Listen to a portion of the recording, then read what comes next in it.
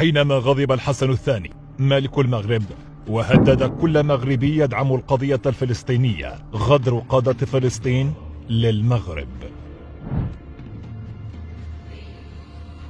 لم يتأخر الملك الراحل الحسن الثاني في الرد على الاستفزاز الفلسطيني حين قابل ياسر عرفات حضور زعيم البوليساريو محمد عبد العزيز أشغال المجلس الوطني الفلسطيني الذي انعقد في العاصمة الجزائرية في أبريل عام 87 و900 وألف. وكان الحسن الثاني قد اختار مستشاره أحمد بن سودة باعتباره رجل ملف الشرق الأوسط والقضية الفلسطينية لتمثيل المغرب في المجلس الوطني الفلسطيني، غير أن بن سودة الذي خصص جناحا خاصا داخل بيته لاستضافة عرفات كلما حل بالمغرب فوجئ بحضور الزعيم البوليساريو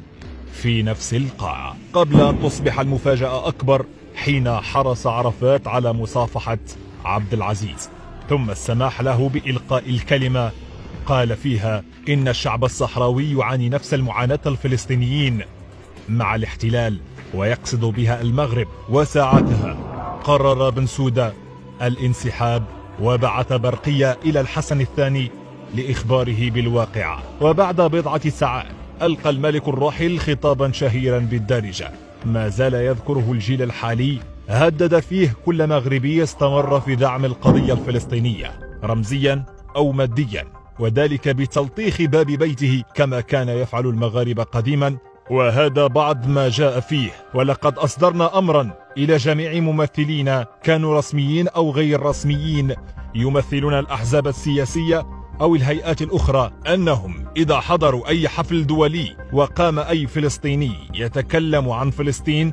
أن يغادروا مكان الاجتماع. وأقول ولا أريد التهديد، فإذا قام فلسطيني يتكلم عن فلسطين وبقي أي مغربي جالسا فإنه انتقاما لروح شهدائنا الذين مثلوا وشبهوا بالصهاينة سيلطخ باب منزله بذلك الشيء